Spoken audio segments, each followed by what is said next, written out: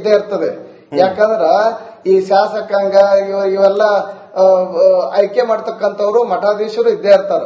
ಯಾರ ಓಟು ಯಾರು ಹಾಕ್ತಾರೆ ಎಲ್ಲರಿಗೂ ಓಟಿನ ಒಂದು ಬಲ ಇರುವುದರಿಂದ ಏನಾದರೂ ರಾಜ್ಯದ ವಿಚಾರಗಳು ಬಂದಾಗ ಅಥವಾ ಪ್ರಗತಿದಾಯಕ ಕಾರ್ಯಕ್ರಮ ಕೊಡುವಂತ ಸಂದರ್ಭದಲ್ಲಿ ಅಥವಾ ಯಾವ್ದೋ ಒಂದು ವ್ಯಕ್ತಿತ್ವ ಅಂದ್ರೆ ಯಾವ ಒಂದು ಒಳ್ಳೆ ವ್ಯಕ್ತಿತ್ವಕ್ಕೆ ಏನಾದ್ರೂ ಧಕ್ಕೆ ಆದಾಗ ಎದ್ದೇಳ್ತಕ್ಕಂಥದ್ದು ಸಹಜ. ಅದಕ್ಕೇನು ನನಗ ಅನಿಸಿ ಮಟ್ಟಿಗೆ ನಾನು ವೈಯಕ್ತಿಕವಾಗಿ ತಪ್ಪಲ್ಲ ಅಂತ.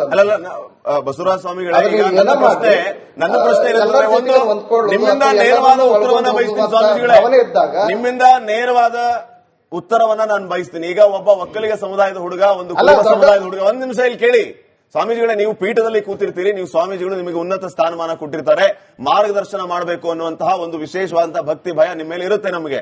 ಈಗ ನಿಮ್ಮ ಕಣ್ಣೆದುರುಗಡೆ ಒಬ್ಬ ಒಕ್ಕಲಿಗ ಸಮುದಾಯದ ಹುಡುಗ, ಒಬ್ಬ ಕುರುಬ ಸಮುದಾಯದ ಹುಡುಗ ಬಡದಾಡ್ತಾರೆ, ರಕ್ತಪಾತ ಆಗುತ್ತೆ. ನೀವು ನಿಮ್ಮ ಸಮುದಾಯದ ಹುಡುಗನ ಸೇಫ್ ಮಾಡ್ತಿರೋ ಅಥವಾ ಇಬ್ಬರಿಗೂ ಬುದ್ಧಿ ಹೇಳ್ತಿರೋ ಹೊಡೆದಾಡಬಾರ್ದು, ನೀವು ಸಮಾಜಕ್ಕೆ ಒಳ್ಳೆ ಮಾದರಿ ಆಗ್ಬೇಕು, ಯಾವುದೇ ಕಾರಣಕ್ಕೂ ಈ ರೀತಿ ರಕ್ತಪಾತ ಆಗಬಾರ್ದು ಅಂತ ಹೇಳ್ತೀರಾ, ಅಥವಾ ನೀವು ಆ ಕುರುಬ ಸಮುದಾಯದ ಹುಡುಗನ ಜೊತೆ ಸೇರ್ಕೊಂಡು ಒಕ್ಕಲಿಗ ಸಮುದಾಯದವನ್ನು ಹೊಡಿತೀರಾ?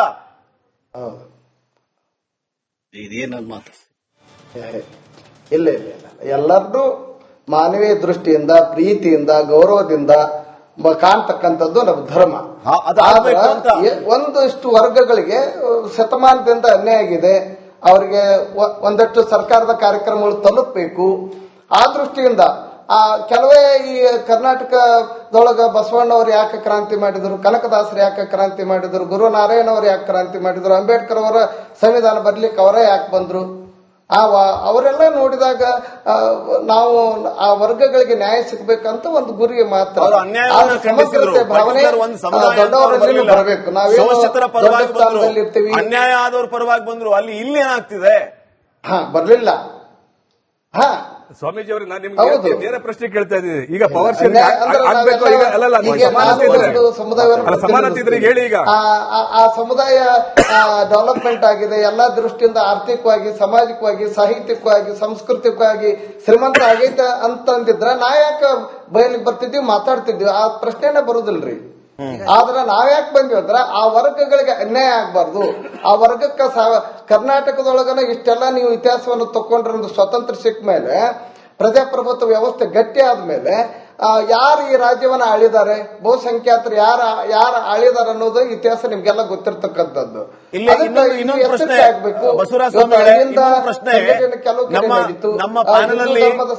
ಬಸವರಾಜ್ ಅವರು ಇನ್ನೊಂದು ಪ್ರಶ್ನೆ, ಇದಕ್ಕೆ ನಿಮ್ಮ ಉತ್ತರ ಬಯಸ್ತೀನಿ ನಾನು. ಈಗ ತೇಜಸ್ ಗೌಡರು ಆಗ್ಲೇ ಪ್ರಶ್ನೆ ಮಾಡ್ತಾ ಇದ್ದದ್ದು, ಹಿಂದೂ ಸಮುದಾಯದ ಮೇಲೆ ಭಾರಿ ದೌರ್ಜನ್ಯ ಆದಾಗ ಸ್ವಾಮೀಜಿಗಳು ಬರಲ್ಲ, ಲವ್ ಜಿಹಾದ್ ಅಂತ ಪ್ರಕರಣಗಳಾದಾಗ ಸ್ವಾಮೀಜಿಗಳು ಬರಲ್ಲ, ಗೋ ಹತ್ಯೆ ಅನ್ನುವಂತ ವಿಚಾರ ಬಂದಾಗ ಸ್ವಾಮೀಜಿಗಳು ಬರಲ್ಲ, ಮತಾಂತರ ಆಗುವ ಸಂದರ್ಭದಲ್ಲಿ ಸ್ವಾಮೀಜಿಗಳು ಬರಲ್ಲ, ರಾಜಕಾರಣ ಅಂದ ತಕ್ಷಣ ಬಸವರಾಜ ದೇವರು ಸೇರಿದಂತೆ ಹಲವರು ಬರ್ತಾರೆ, ಯಾಕೆ? ಇದಕ್ಕೆ ನಿಮ್ಮ ಉತ್ತರ ಏನು? ಇಲ್ಲ, ಆತರ ಅಲ್ಲ, ಅದ ನಮ್ದು ಸಹಜ ದಿನಚರಿ. ಅದು ಈ ತರ ಲವ್ ಜಿಯಾದ ಸಂದರ್ಭ ಬಂದಾಗ ಅಥವಾ ಇನ್ನೊಂದು ವಿಚಾರಗಳು ಚರ್ಚೆ ಬಂದಾಗ ಸಹಜವಾಗಿ ನಾವು ಅದಕ್ಕೆ ಸ್ಪಂದಿಸ್ತಿರ್ತೀವಿ. ಆದ್ರೆ ಕೆಲವೇ ವ್ಯಕ್ತಿಗಳು ಮಾಡಿದಂತದ್ದನ್ನ ಮಠಾಧೀಶರದ್ದು ಲಕ್ಷಣಗಳೇನು, ಸಹಜವಾಗಿ ಆ ತರದ ವಿಚಾರಗಳು ಅದು ನಾವು ಸಹಜವಾಗಿ ಟಿಪ್ಪಣಿ ಹಾಕಿ ಅಥವಾ ಪೇಪರ್ ಕೊಟ್ಟು ಅಥವಾ ಮೈಕ್ ಹಾಕಿ ಅಥವಾ ಏನೋ ಒಂದಷ್ಟು ಪ್ರವಚನ ಅದನ್ನ ಕೂಗತಕ್ಕಂಥದ್ದು, ಮಾತಾಡ್ತಕ್ಕಂಥದ್ದು ನನಗನ್ಸ ಮಟ್ಟಿಗೆ ಅದು ಸರಿ ಅಂತ ಅನಿಸುವುದಿಲ್ಲ. ಹಾಗಾಗಿ ಅದನ್ನ ನೀವು ಯಾವತ್ತೂ ಅಂದ್ರ ಪ್ರಚಾರ ಪ್ರಿಯರಲ್ಲ ನಾವು. ಸಂದರ್ಭ ಬಂದಾಗ ಡಿ ಕೆ ಶಿವಕುಮಾರ್ ಬಗ್ಗೆ ಮಾತಾಡೋ ಸ್ವಾಮಿಗಳ ಬಗ್ಗೆ ಯಾಕೆ ಚರ್ಚೆ ಮಾಡ್ತೀರಾ ನೀವು? ಧರ್ಮ ಪ್ರಸಾರ ಅವ್ರು ಬ್ಯಾಟಿಂಗ್ ಮಾಡ್ಬಿಟ್ಟು ಸಂದೇಶ ಕೊಟ್ಟಾಗ ಸಮಾನತೆಯಿಂದ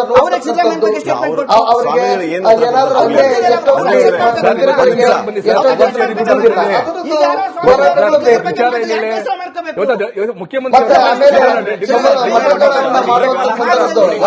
ಕೆಲವೇ ಮೇಲ್ವರ್ಗಗಳ ಒಟ್ಟುಗಳನ್ನ ತಗೊಳ್ತಕ್ಕಂಥದ್ದು, ಇರ್ಬೋದು ಅಥವಾ ಆಯಾ ಸಮುದಾಯದ ಜನರನ್ನ ಒಳಗೆ ಬಿಡ್ತಕ್ಕಂಥದ್ದು ಅಥವಾ ಕೆಲವು ಜನರು ಹೊರಗೆ ಇರ್ತಕ್ಕಂಥದ್ದು ಆ ವ್ಯವಸ್ಥೆ ಕೂಡ ಗಮನಿಸಬೇಕಲ್ಲ ಸರ್ ಈಗ ಎಲ್ಲಾ ವಿಚಾರಕ್ಕೆ ಬನ್ನಿ ಸರ್, ವಿಚಾರಕ್ಕೆ ಬರ್ತೀವಿ ಸರ್. ಈಗ ನೋಡಿ ಇವಾಗ ಪವರ್ ಶೇರಿಂಗ್ ಆಗುತ್ತೋ ಇಲ್ವೋ ಆ ವಿಚಾರಕ್ಕೆ ಬನ್ನಿ. ಕೇಳಿ, ಈಗ ಸ್ಟೇಟ್ಮೆಂಟ್ ಇರೋದೇನಪ್ಪ ಅಂದ್ರೆ ಎಲ್ಲಾ ಧರ್ಮದವರು ಕೂಡ ಆ ಕಾಲಘಟ್ಟ ಸಮುದಾಯನ ಕಾಪಾಡ್ಕೊಂಡು ಬಂದಿದ್ದಾರೆ. ಫಾರ್ ಎಕ್ಸಾಂಪಲ್, ಈಗ ಯಡಿಯೂರಪ್ಪನವರ ಕಾಲದಲ್ಲೂ ಕೂಡ ಎಲ್ಲಾ ಲಿಂಗಾಯತ ಸ್ವಾಮೀಜಿಗಳು ಬೀದಿಗೆ ಹೋರಾಟ ಮಾಡಿದ್ರು. ಇದೇ ಸಿದ್ದರಾಮಯ್ಯನವರು ಹೋರಾಟ ಮಾಡಿದ್ರೆ ಎಕ್ಸ್ಪೆಲ್ ಜೆಡಿಎಸ್ ಎಲ್ಲಾ ಕುರುಬ ಸಮುದಾಯ ಸ್ವಾಮೀಜಿಗಳು ಹೋರಾಟ ಮಾಡಿದ್ರು. ಕ್ಯಾನ್ವಾಸ್ ಒಂದ್ ಮಾಡಿಲ್ಲ, ಮನೆಗೆ ಹೋಗೋರು ಇನ್ನೆಲ್ಲಾನು ಮಾಡಿದ್ರು. ಇವತ್ತು ನಮ್ಮ ಸ್ವಾಮೀಜಿಗಳು ಕೇಳ್ತಿರೋಂಥದ್ದು ಕೇವಲ ಡಿ ಕೆ ಶಿವಕುಮಾರ್ ಅವರ ಮುಖ್ಯಮಂತ್ರಿ ಮಾಡಿ, ಅವ್ರಿಗೆಲ್ಲ ಅರ್ಹತೆಗಳಿದೆ, ಯೋಗ್ಯತೆ ಇದೆ, ಅವ್ರಿಗೆಲ್ಲ ಸಾಮರ್ಥ್ಯ ಇದೆ, ಪಕ್ಷ ಕಟ್ಟಿದ್ದಾರೆ, ನಿಷ್ಪಕ್ಷವಾಗಿ ದುಡ್ದಿದ್ದಾರೆ. ಸ್ವಾಮೀಜಿಯವರು ಕ್ವಶನ್ ಮಾಡಿದ್ದು ಹೈಕಮಾಂಡ್ ಇಲ್ಲಿರೋ ಕೂತ್ಕೊಂಡೆಲ್ಲ ಡಿಬೇಟ್ ಮಾಡೋದಕ್ಕಲ್ಲ. ಹಾಗಾಗಿ ನ್ಯಾಯಯುತವಾಗಿ ಡಿ ಕೆ ಶಿವಕುಮಾರ್ ಅವರಿಗೆ ಕೊಡಿ ಅಂತ ಹೇಳಿದೀವಿ. ಜೊತೆಗೆ ಸ್ವಾಮೀಜಿಯವರ ಪಾತ್ರ ಎಲ್ಲಾ ಕಾಲಘಟ್ಟದಲ್ಲೂ ಕೂಡ ಸಮುದಾಯದ ಪರವಾಗಿ ನಿಂತ್ಕೊಂಡಿದೆ, ಧರ್ಮದ ಪರವಾಗಿ ನಿಂತ್ಕೊಂಡಿದ್ದೀವಿ, ಹೆಣ್ಮಕ್ಳ ಪರವಾಗಿ ನಿಂತ್ಕೊಂಡಿದ್ದೀವಿ, ಎಲ್ಲ ಸತ್ಯದ ಪರವಾಗಿ ನಿಂತ್ಕೊಂಡಿದ್ದೀವಿ. ಧರ್ಮದ ಎಲ್ಲಾ ಕೆಲಸಗಳು ಕೂಡ ನಮ್ಮ ಸ್ವಾಮಿಗಳ ಜೊತೆ ನಿಂತ್ಕೊಂಡಿದ್ದಾರೆ. ದೇವೇಗೌಡರ ಪರವಾಗಿ ಕೂಡ ಸ್ವಾಮೀಜಿ ನಿಂತ್ಕೊಂಡಿದ್ರು, ಸದಾನಂದಗೌಡರ ಪರವಾಗಿ ಕೂಡ ನಿಂತ್ಕೊಂಡಿದ್ರು, ಅಶೋಕ್ ಪರವಾಗಿ ಕೂಡ ನಿಂತ್ಕೊಳ್ತಾರೆ. ಇವತ್ತು ಡಿ ಕೆ ಶಿವಕುಮಾರ್ಗೆ ಅವಕಾಶ ಸಿಕ್ಕಿದೆ, ಡಿ ಕೆ ಶಿವಕುಮಾರ್ ಪರವಾಗಿ ನಿಂತ್ಕೊಳ್ತೀವಿ, ಅದ್ರಲ್ಲಿ ಯಾವ ಅನುಮಾನವೂ ಇಲ್ಲ. ನೋಡಿ ಸರ್, ಇವತ್ತು ನೀವೇನು ಡಿ ಕೆ ಶಿವಕುಮಾರ್ ಬಗ್ಗೆ ಮಾತಾಡಿದ ತಕ್ಷಣ ನಿಮ್ಗೆ ಬೇಸರ ಆಗುತ್ತೆ ಅಂದ್ರೆ ಇದೇ ನಿಮ್ಗೆ ಯಾಕೆ ಬೇಸರ ಆಗಿಲ್ಲ? ಇವತ್ತು ಸ್ವಾಮೀಜಿ ಪಾತ್ರ ಇರುವಂತದ್ದು ಸಮುದಾಯ ಕಟ್ಟುವಂತದ್ದು. ಅವರು ಒಕ್ಕಲಿಗರು ಅಂತ ಹೇಳ್ಕೊಂಡು ಆದ್ರೆ ಸಮುದಾಯದ ಎಲ್ಲ ಸ್ವಾಮೀಜಿಗಳು ಒಂದಾಗಬೇಕಾದ್ರೆ ನಮ್ಮ ಕರ್ತವ್ಯ. ಒಕ್ಕಲಿಗರಾಗಿ ಜೊತೆ ನಿಂತ್ಕೊಳ್ಬೇಕಾಗಿದೆ.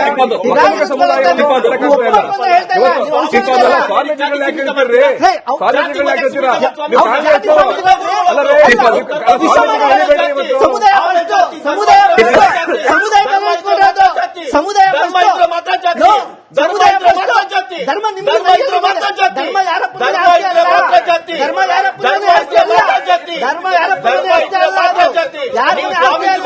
ನಮ್ಮ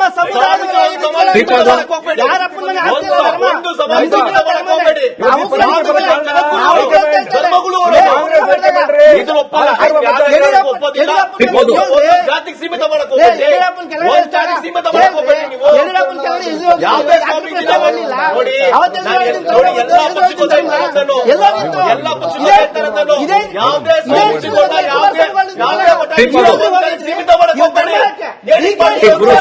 ಕಂಟ್ರೋಲ್ ಮಾಡಿ ಡಿವೈಡ್ ಮಾಡಿ ಟೈಮ್ ಶಿವಕುಮಾರ್ ಅನ್ನೋ ವ್ಯಕ್ತಿ ನಿಮ್ಗೆ ಬೇಸರ ಆಗುತ್ತೆ ಅಂದ್ರೆ ಇದೇ ಯಡಿಯೂರಪ್ಪ ಹೋರಾಟ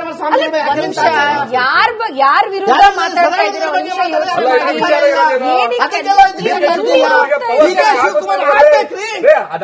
ಆಗ್ಲಿಬೇಕು ಅಂತ ಸ್ವಾಮೀಜಿಯವರು ಪ್ರಸ್ತಾಪ ಸಮುದಾಯದ ದೃಷ್ಟಿಯಿಂದ ನಮ್ಮ ಸಮುದಾಯದ ಮಗ ಮುಖ್ಯಮಂತ್ರಿ ಆಗ್ಬೇಕು ಅಂತ ಹೇಳವ್ರೆ. ಅದು ಬಿಟ್ರೆ ಜೆಡಿಎಸ್ ಹಿಂದೂ ಧರ್ಮ ಸರಿ ಹೇಳಿಲ್ಲ,